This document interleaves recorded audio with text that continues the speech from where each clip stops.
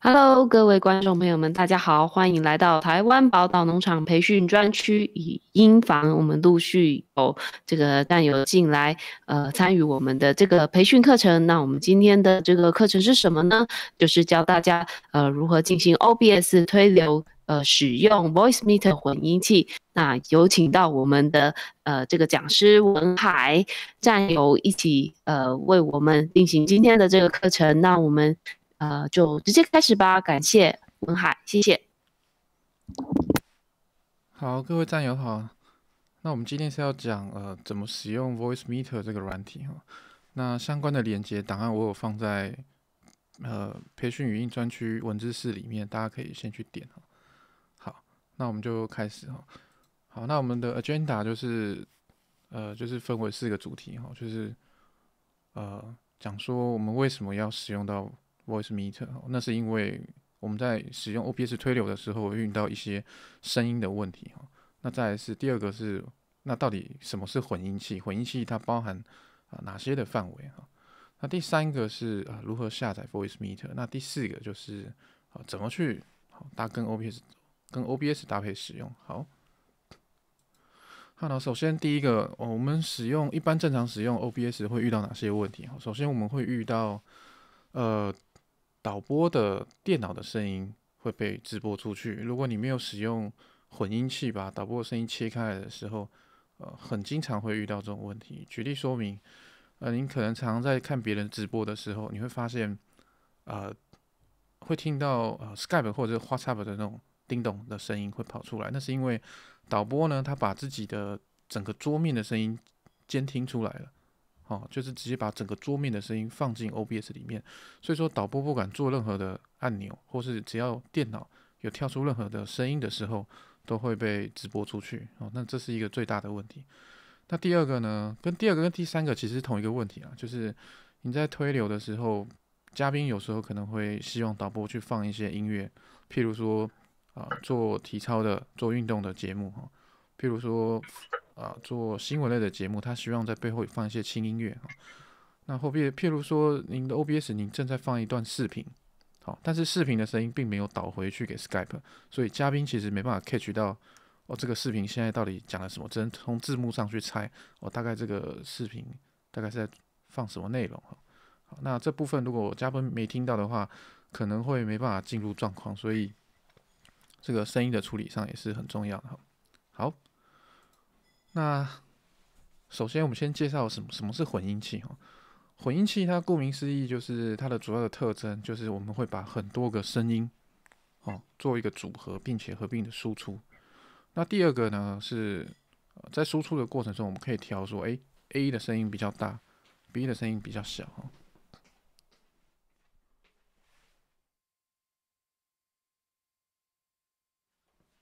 好，不好意思。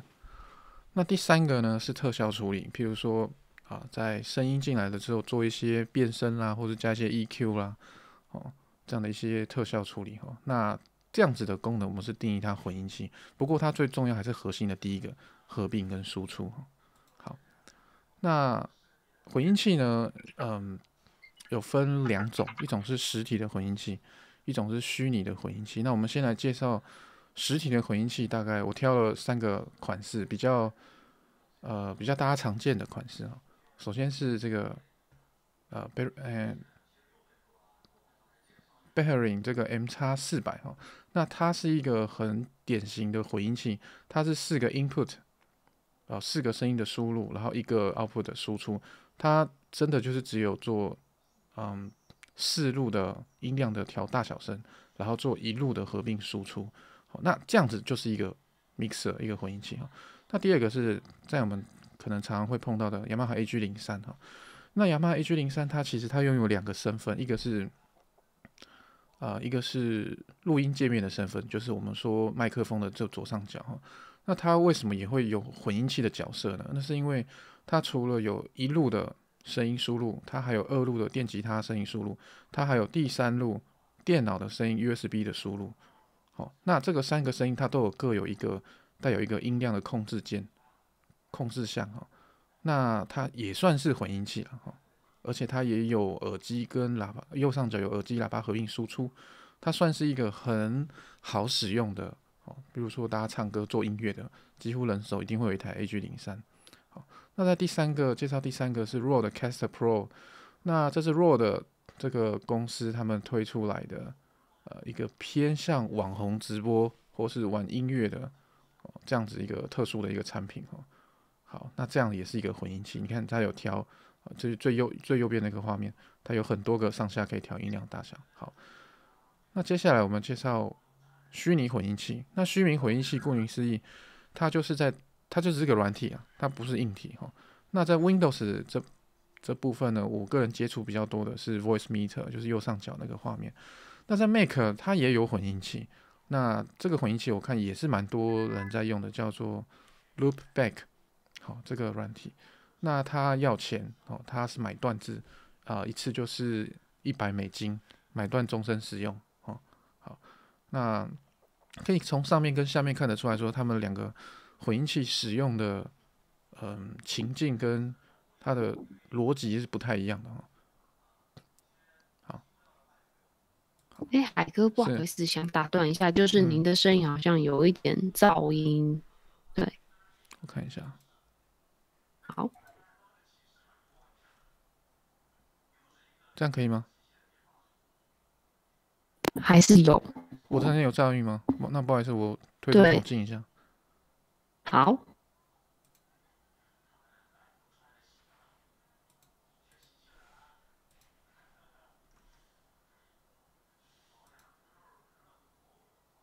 test test，这样可以吗？ ，OK，声音没问题了，谢谢。那我分享啊。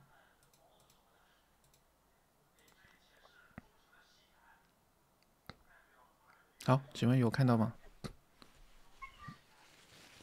来跟您再多说一点。 ？test test。哎，好像直播分享以后声音会变得有点奇怪。好，那等一下啊，我把我画质调好，低一点，看看这样网络品质会好一点。test test。就是有很奇怪的声音，不知道其他战友你们听起来是怎么样子的？目前听起来声音还不错，还不错。刚才可能是我自己的网络有问题。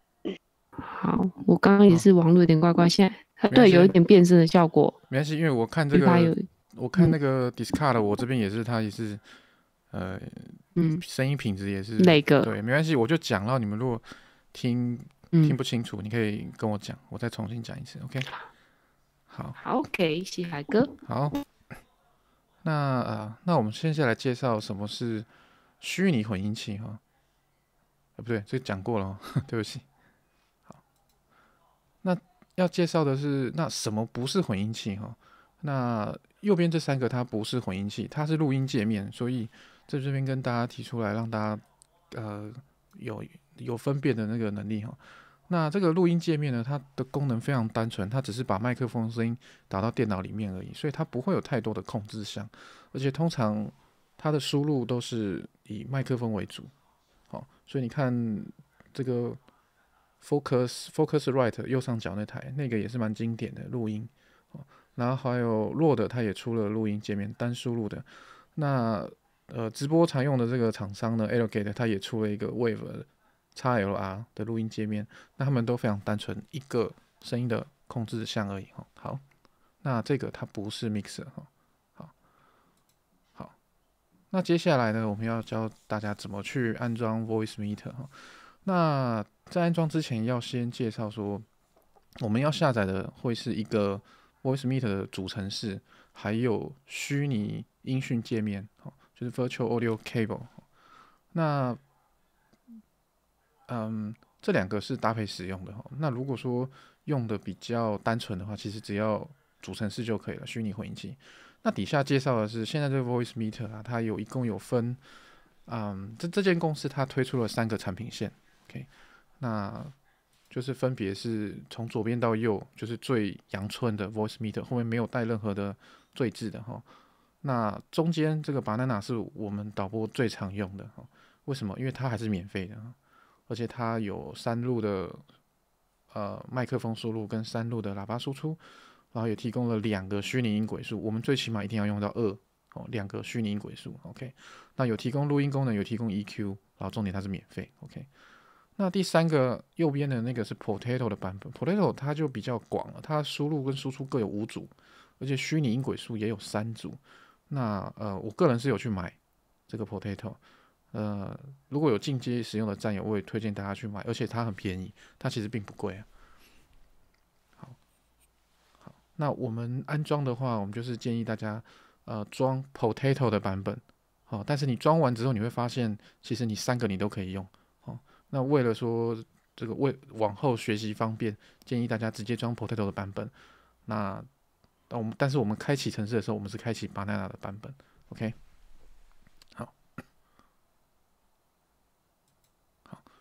那在安装之前，大概先提一下说 ，Voice Meter 它大概可以怎么拿来使用哈？好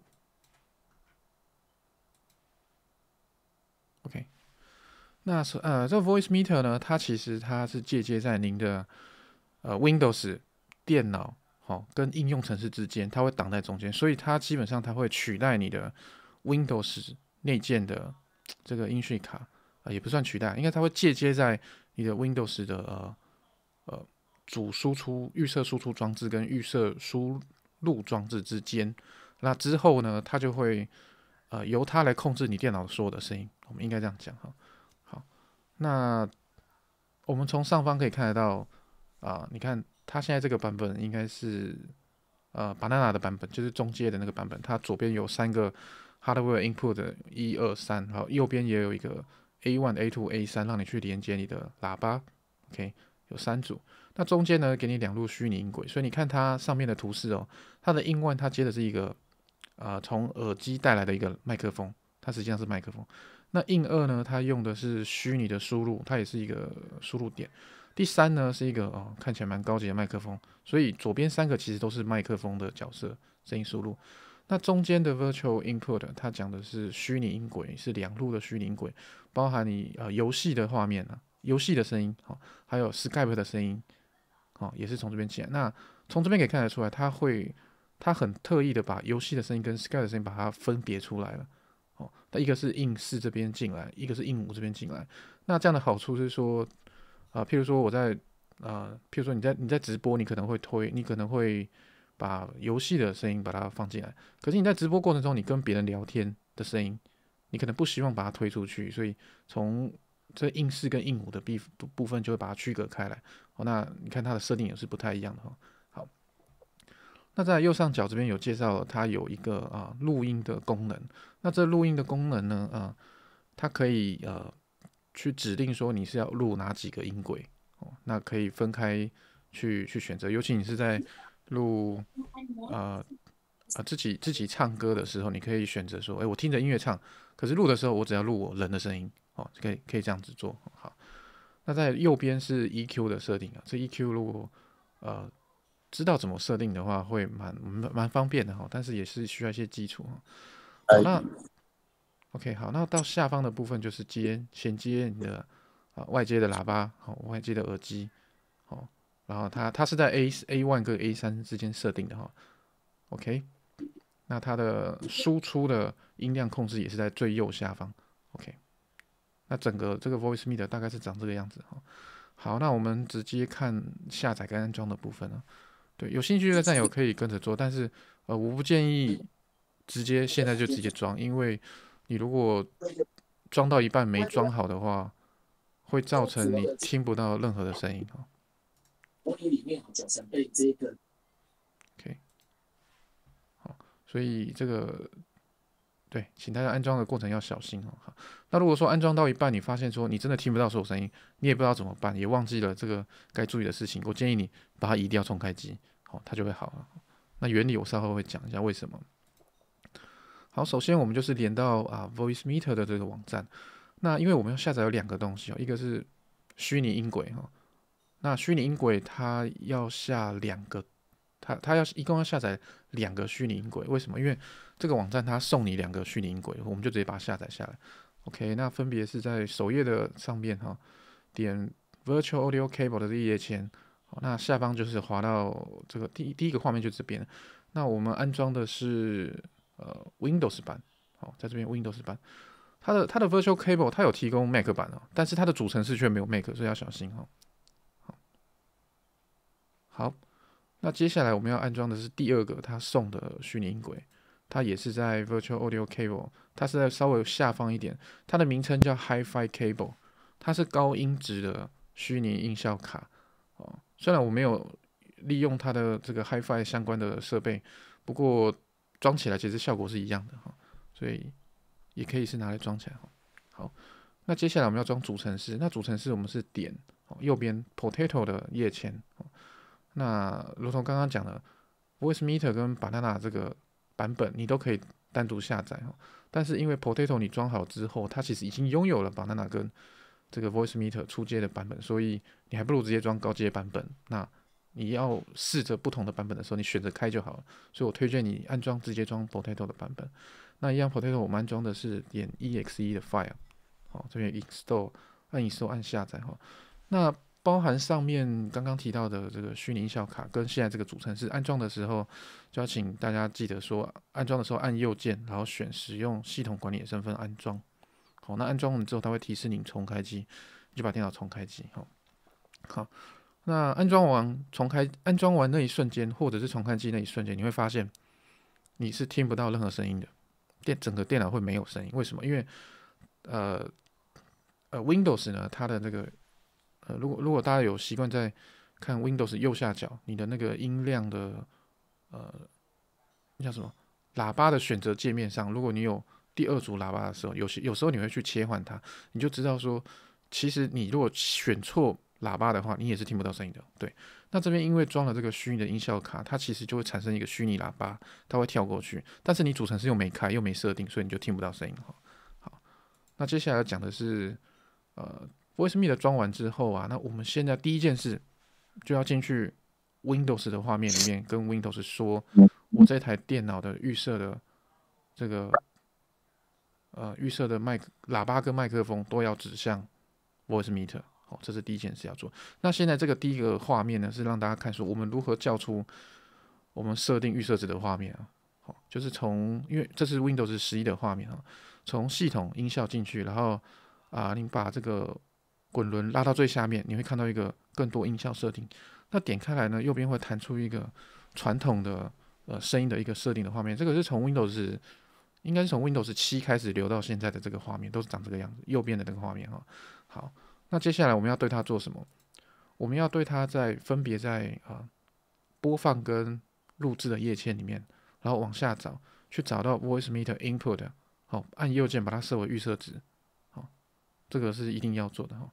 然后再来是在麦克风录制的地方，也是往下拉到最下面，你会看到 Voicemeeter Output， 也是把它设为预设值。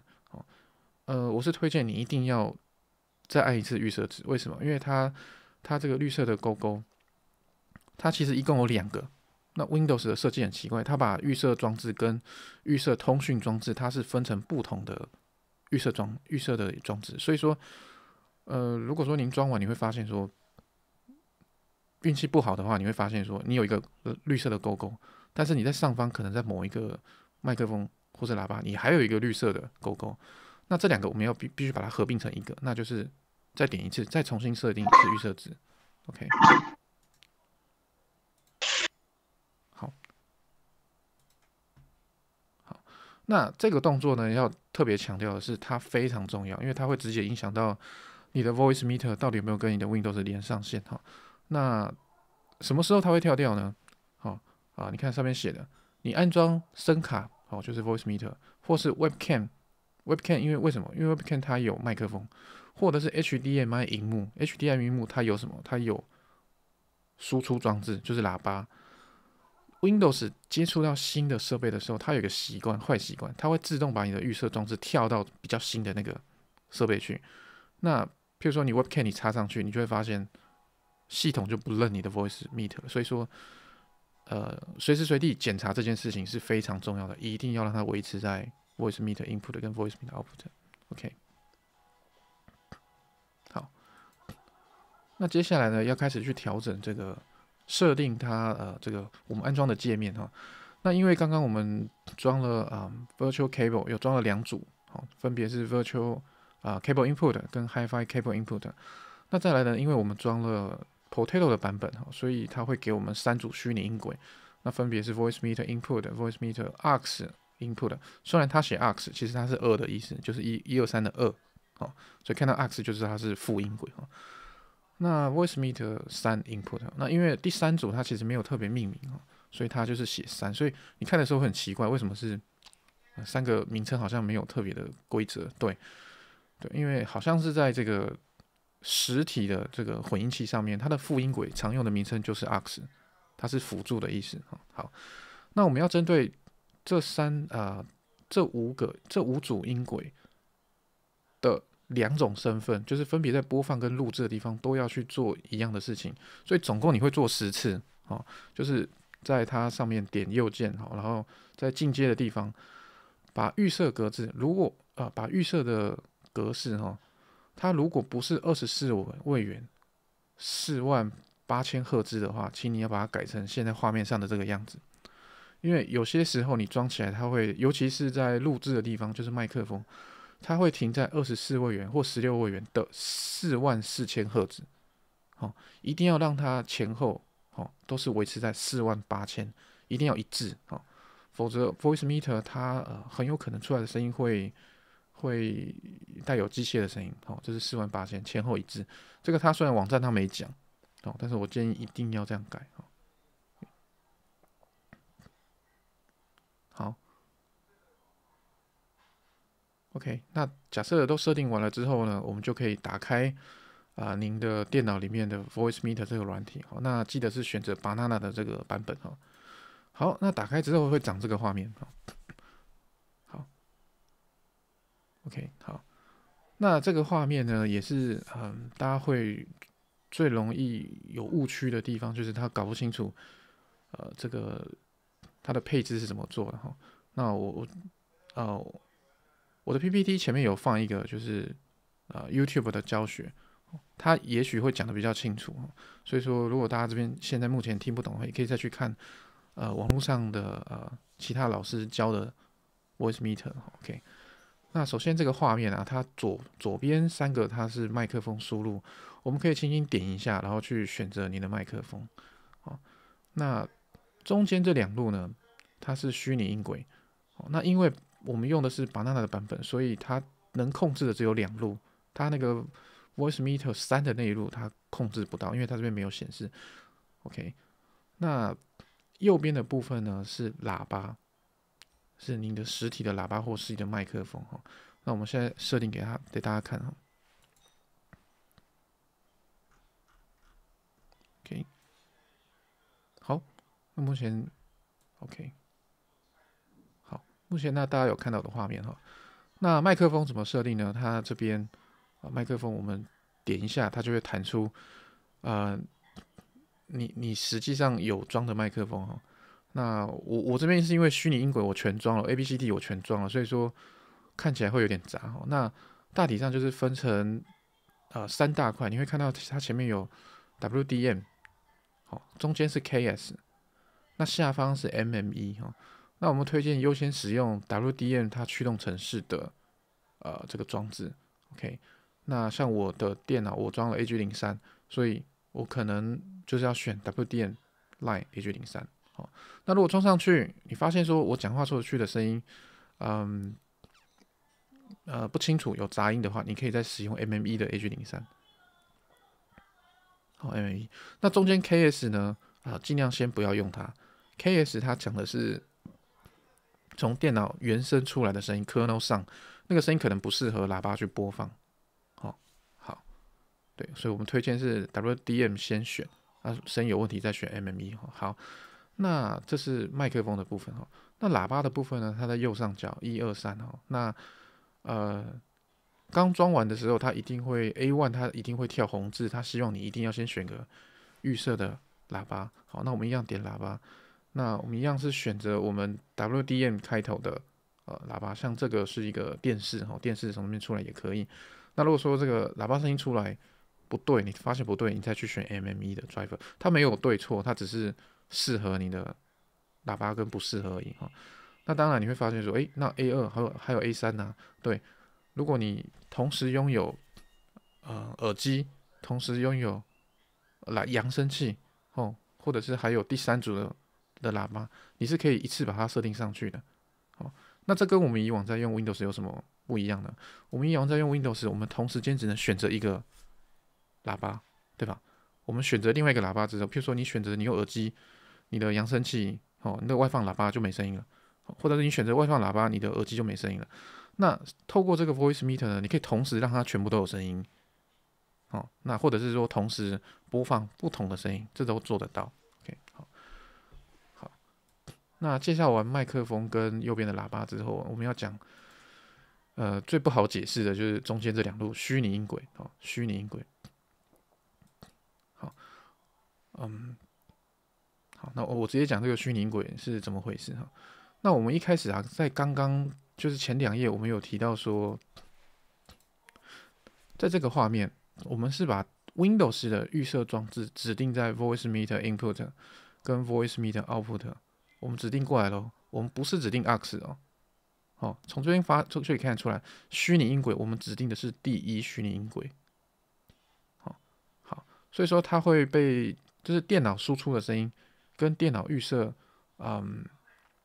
的麦克风的装置，它会被装在 Voice Meter 的哪里呢？它会被装在这里，我写 PC 有没有？它是一个垂直的画面，我直接跳那个画面给大家看。这里，它会出现在 Windows 的声音会出现在 PC 的这个音轨。那我之所以红色拉那么长，是因为你看不到的这个 B1 啊，它其实就在这个位置上面。它其实 B1 这画面中所提到的任何的 B1，讲的就是你透过你的系统要准备输出出去的那个位置，它就叫 B1。OK， 好，那这是一组，input 跟 output 是一组。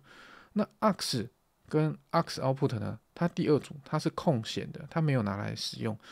我们要把它设定在 Skype 上面，让 Skype 的声音通过 aux 的音轨从第二路进来。好，那怎么设定呢？那 OK， 那我们就是要讲下一个主题哈。那我们在进入下个主题之前，先问一下那个各位站有没有什么问题？听得还好吗？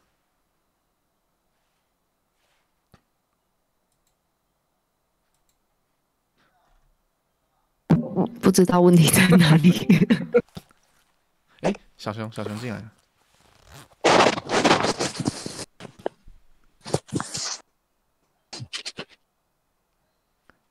OK， 没关系，没事。好，那我们刚刚教了这个怎么去安装 Voice Meter 哈。那这一路从安装到刚刚这个前一个画面设定哈，如果说有任何一个地方没有设定好的话，你会发现你整台电脑是没有声音的。所以说我个人认为 Voice Meter 它其实不太适合说我今天要用，明天不要用，这种情况可能会不太适合。我个人推荐是要用的话，就是长期使用它，长期去习惯它，是这样子，而不是说我要用才打开这个程式，不是。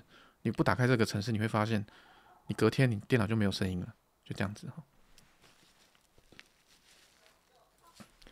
好，那接下来要讲的是我们如何把这个 Voice Meter 把它整合进我们导播直播时候应用的这个场景。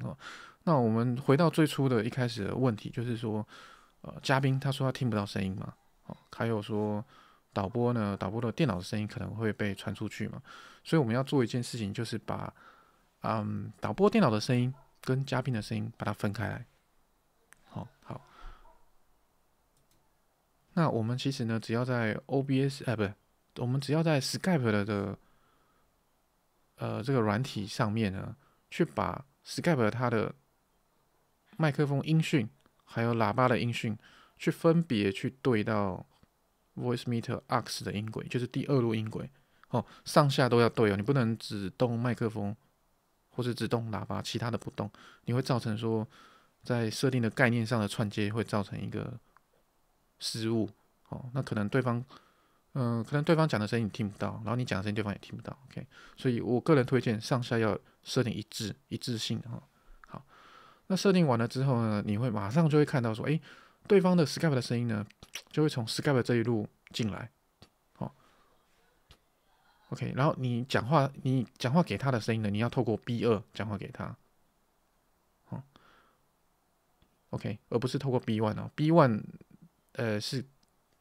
是直接进到系统的预设的麦克风装置，而 B2 呢是直接进到 AUX 装置。那 AUX 我们目前是设定给 Skype， 所以只有 Skype 的人他听得到我传给 B2 的声音。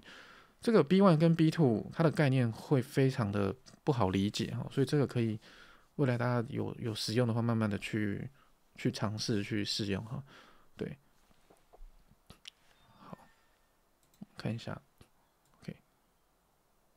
，OK， 那现在这个是我的电脑的 Skype Voice Meter 的画面，所以各位可以看得到说我的声音，我的麦克风的声音实际上是透过左边这一路进来的。那左边这一路进来了之后呢，我让他做了什么事情呢？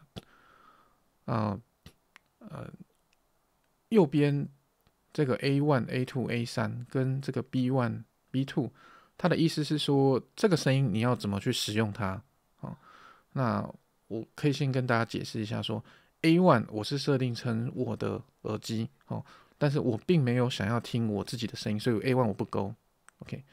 那 A2 呢？我现在是没有设定的，所以它是空的，所以 A2 我也不勾。那 A3 呢？我是让它指定到 HiFi， 就是我们刚装的虚拟音轨上面。我是透过 HiFi 的这个 cable 呢，把我的声音传给 OBS。好，我们可以举例一下，比如说 ，OK， 现在这个画面是这个 GTB 的画面哈。好，我们在这个来源的地方我们要新增一个麦克风的装置。这个稍后会跟他解释为什么不是喇叭，为什么是麦克风。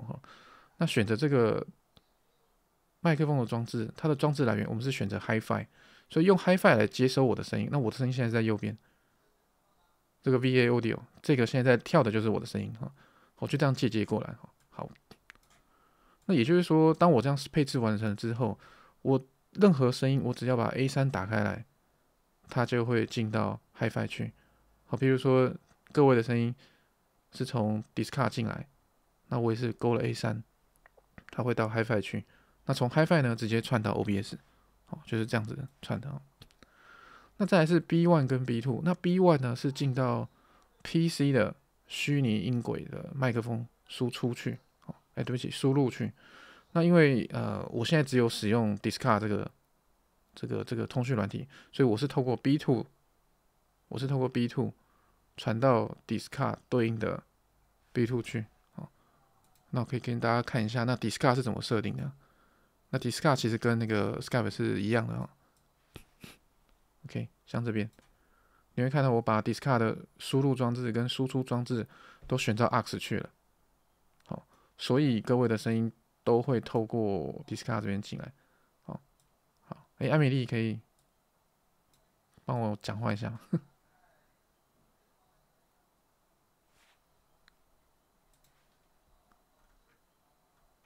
还是各位有能帮我出个声音的？我们测试一下，声音会从第二路这边进来。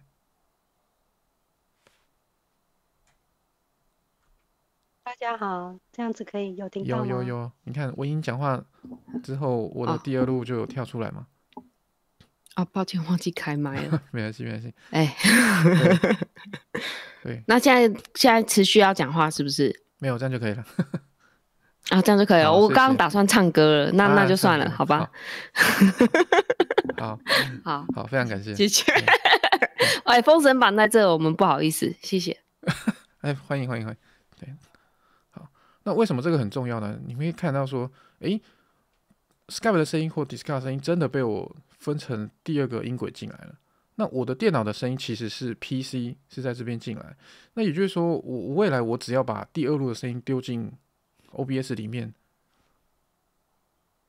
它再也不会去 OBS 再也不会播放的我 PC 的声音了。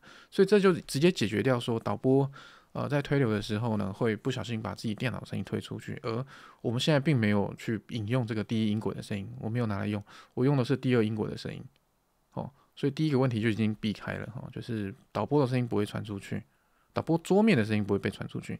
那再来第二个是OK， 好，那再来第二个我们要讲的是说这个，那嘉宾呢？嘉宾他想说他想要听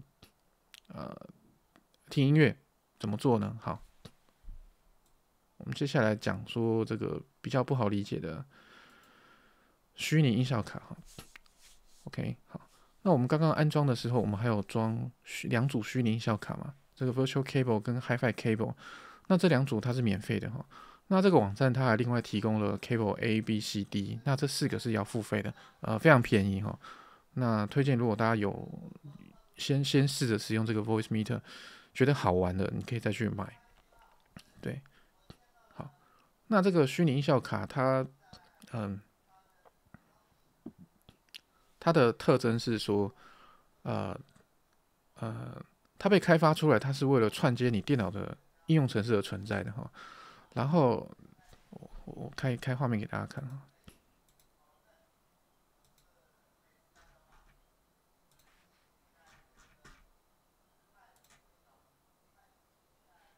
OK， 我们就拿刚刚那个 cable 来说好了哈。那当您安装好这个 cable 之后呢，它在播放的里面，它会出现一组 cable input， 它在录制的地方，它也会出现一组 cable output。那以通常我们对这个音讯的理解来说，音讯界面的理解来说，你这个就是一个喇叭嘛，那录制的里面你就是一个麦克风嘛，对不对？可是呢，这个虚拟音效卡它的特色是说，这2个其实是同一个东西，它是同一个东西，它的目的是拿来做声音的转接使用的。也就是说，左边是列的这6个，全部都是一样的意思。它的这个 input 跟 output， 它讲的是同一个界面OK， 它的输出与输入装置是同一个界面那它的怎么会去使用呢？它是先用我们看看这个，它是先用播放，用喇叭的身份去接收你的声音，然后在另外一个地方呢，再去使用麦克风的身份，去把你刚刚喇叭收到的声音把它放出来。它是一个虚拟借接的一个过程，它是一个进出是同一个，你可以把它当成是一根吸管用吸管会比较容易理解，它就是一进一出，它是同一件事情。所以说我们在使用的时候就知道说，我们会有6组，就是6根吸管，看你去怎么去6条线，看你去怎么去使用它。那2条免费的用完了，你还觉得很好玩，譬如说你要连接，我们说Media Player， 你要连接VLC 播放音乐播放器，或者是你要连接譬如说浏览器网页，它也是一个会出声音的地方，浏览器也可以设定声音那你就会发现说，我的这个虚拟音效感不够了，我们就把6组买回来去使用它好，那我现在演示一下说，那刚刚这个嘉宾他如果想听到声音的话，那实际上是怎么操作的好，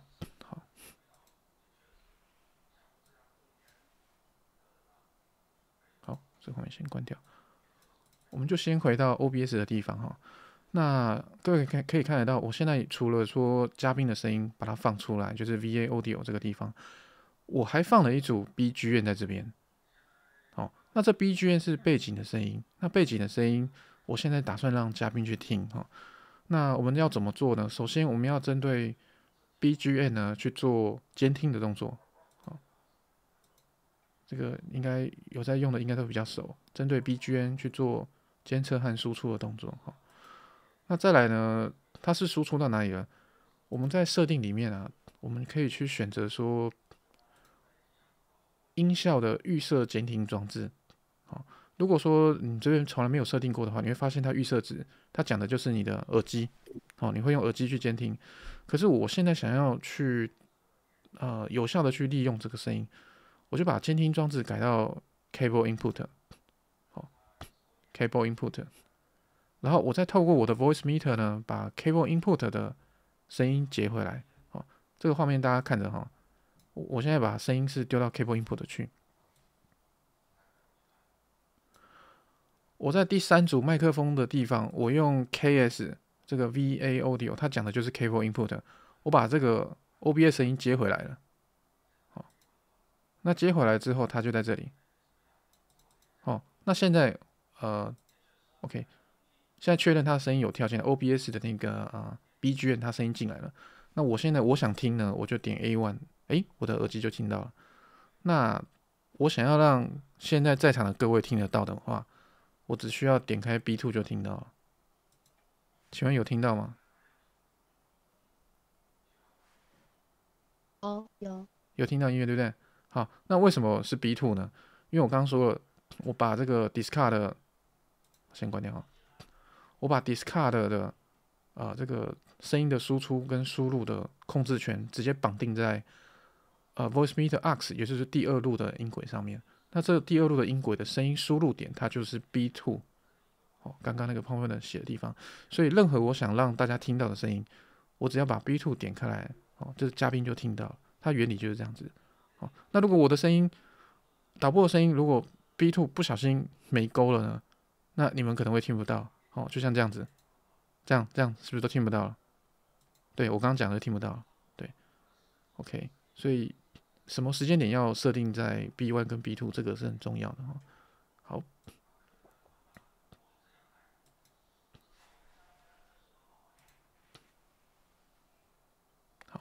那到目前为止，大家有没有什么问题？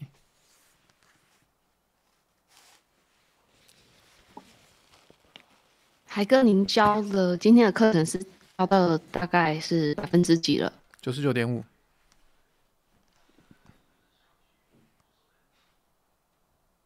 有听到吗？你说什么？我说99.5%。已经几乎要结束了，对不对？对。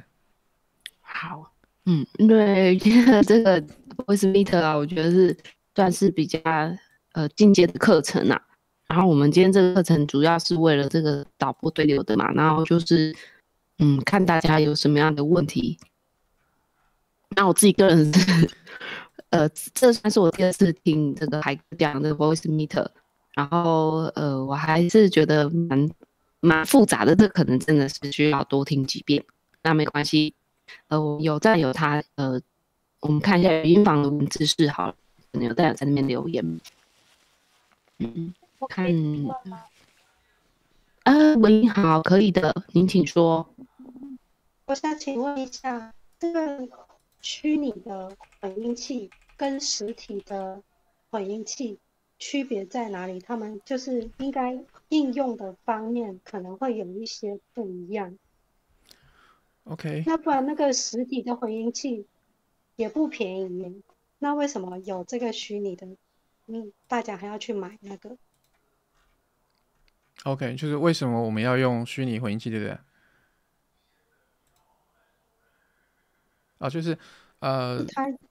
就是明明就有分实体的跟虚拟的，为什么现在这个地方我们用的是虚拟的，是吗？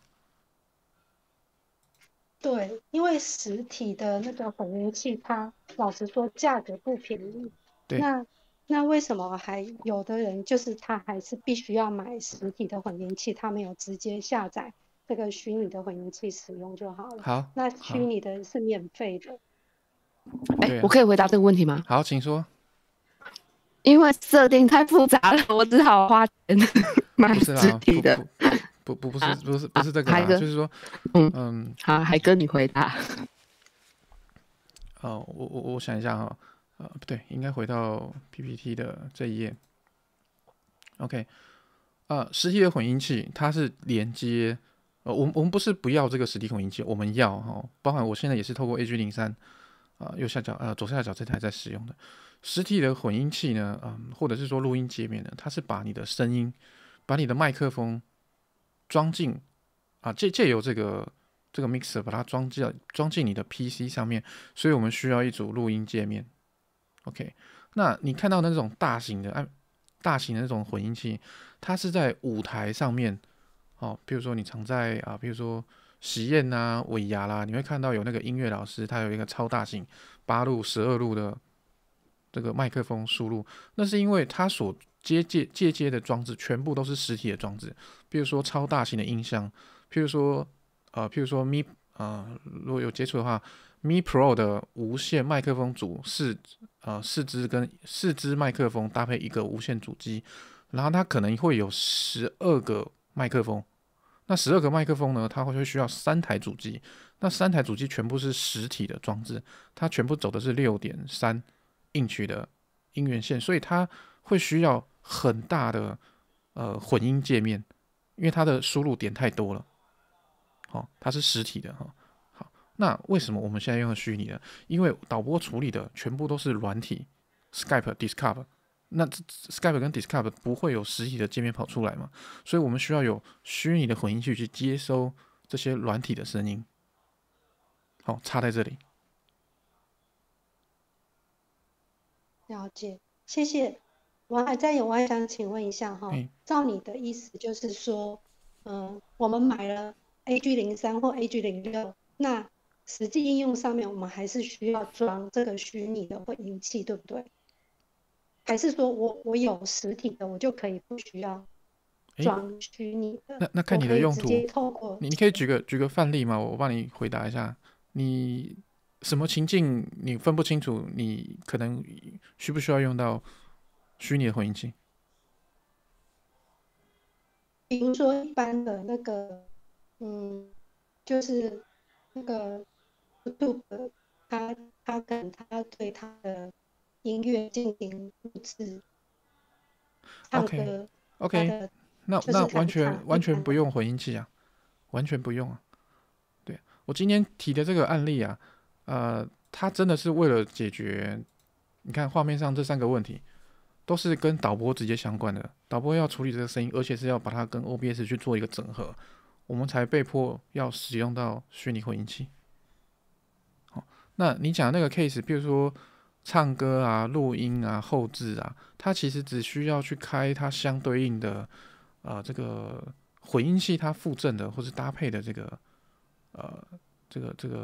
修饰声音的这个软体，好就可以了。了解，所以它不需要下载虚拟的混音器。它不需要。对，大部分的战友不是在做导播的，应该根本就不会碰到我们今天讲的这个主题。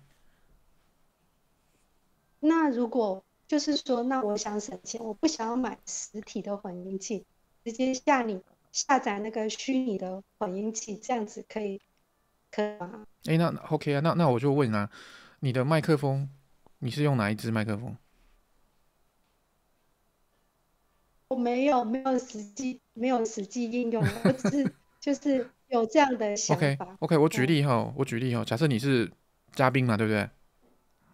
好，你受邀参加一个节目嘛，你可能你用的是，因为你是用 Mac 嘛，所以你可能用的是 AirPod 的耳机，AirPod 的耳机直接连电脑，哇，你没有任何实体的麦克风的需求啊，所以你根本就不需要现在画面上这3个东西，你完全不需要，然后你也不需要虚拟混音器，其实你什么都不需要。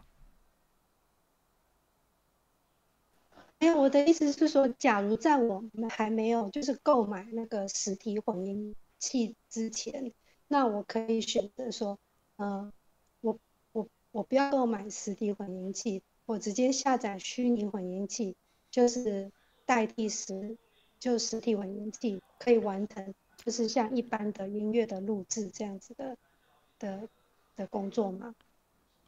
这关系到你用的是哪一支麦克风。我讲了，实体混音机它是为了把麦克风的声音接到电脑上。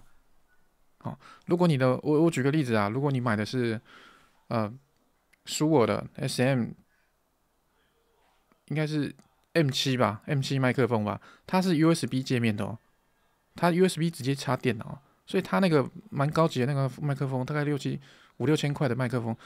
因为它整个界面就是 USB 的，所以它完全可以跳过你现在画面上看到的这个录音界面或是混音器，它不用。了解，是根据麦克风。如果是一般动圈式的麦克风，或是电容式的麦克风，不是那个你说的什么？ OK，其实动圈式麦克，你看小熊有贴在那个语音房里面，它那只就是属我的 MV7，它是 USB 界面，那一只它是动圈式麦克风。OK， 那您刚刚讲的，不管是动圈式麦克风或者是电容式麦克风，它的界面都有提供不同的界面，XLR 啊或是 USB 的版本都有。所以说我们在选择这个录音界面的时候，还是要看说我们到底用的是哪一支麦克风。不管是电容式，它只要是 XLR 的，也许我必须配一个，你可能不一定要用这个混音器啊，你可以用这个就好啊，录音界面啊，你只是把声音放进来嘛。如果不太复杂的话，这3组也可以用啊。它单纯就是把麦克风声音收到电脑里面去，因为它的界面，重点是它那个圆孔啊，大大的圆孔，电脑没有那个孔啊。对，了解，谢谢。不会。那小熊这方面也是蛮擅长的，所以有细节的话也可以请教他。小熊，好，那如果没有问题的话，我最后再讲2个案例哈，这个大家看一看就好哈。好，这个是我们怎么去邀请？导播写错字。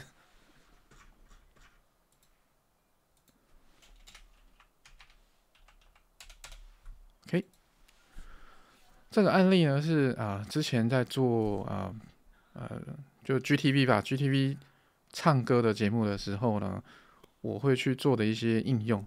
那这个画面你会看到我开的是 Potato 的版本 ，Voice Meter Potato 的版本，所以它有5路的音轨输入，我把它开到最大。OK， 好，那我是完全使用了它的这个还有延迟的功能哈。那你会看到我的麦克风是用 AG06、AG03 进来，然后呢，我的第2台电脑的音乐我是从第2路进来的。那第2路进来之后呢，我把它丢到 A2， 那我 A2 有设了一组虚拟音轨去收它哈。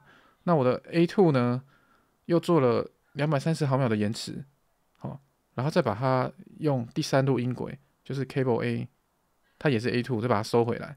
所以这个音乐呢已经被延迟了230毫秒，然后再把这个音乐呢丢进 OBS 收音，所以它整个过程都是为了去让观众，就是电视机前面的观众听到什么？听到嘉宾唱出来的声音跟音乐是一致的，是这样的过程。Voice Meter 它也可以做这种事情，就是因为它有提供了增加延迟的功能。这只是个案例，让大家参考说 OBS 这个 Voice Meter 它能做到什么事情。然后还有第2个案例是这个多点直播的方案，就是在今年是2023嘛，去年2022年年初的时候，不是爆发那个乌克兰的这个前线嘛？那我们也是有去支援嘛。那当时也是遇到一些问题，说前线的声音可能没办法用 Skype 传回来，是透过串流的方式传回来，所以我们就是也是用了Voice Meter 的这个解决方案，那搭配 Live Stream， 然后去做了一个从画面中你会看到 Live Stream 的 Audio。Live Stream Studio 它收到了前线的声音之后呢，它一般来讲 Live Stream 的声音导播你只能外放或是听耳机听嘛。那我们是透过 Voice Meter 把这个 Live Stream 的声音，就是前线进来的声音，把它转进给 Skype 嘉宾听。我们是利用这样的一个方式。那下一页就有写说，那完整的画面呢会是像这样的情境。如果今天是用 OBS 搭配的话，那 OBS我们说嘉宾在哪里？主持人在下方，好，2位主持人，主持人1跟主持人2。那我们是用 Skype 跟他沟通嘛，对不对？那前线的声音呢是在右手边，那右手边进来了之后，会透过这个串流的方式进来。那声音我们单独把它截出来，截到 Voice Meter， 再从 Voice Meter 分给 Skype，大概是这样的过程。所以这只是一个范例，让大家知道说 Voice Meter 在 Windows 里面是尤其是在导播的这个应用上面是非常非常实用的。而且是有时候你没有 Voice Meter， 你可能没办法做到很复杂的推流。好，这边给大家提供参考。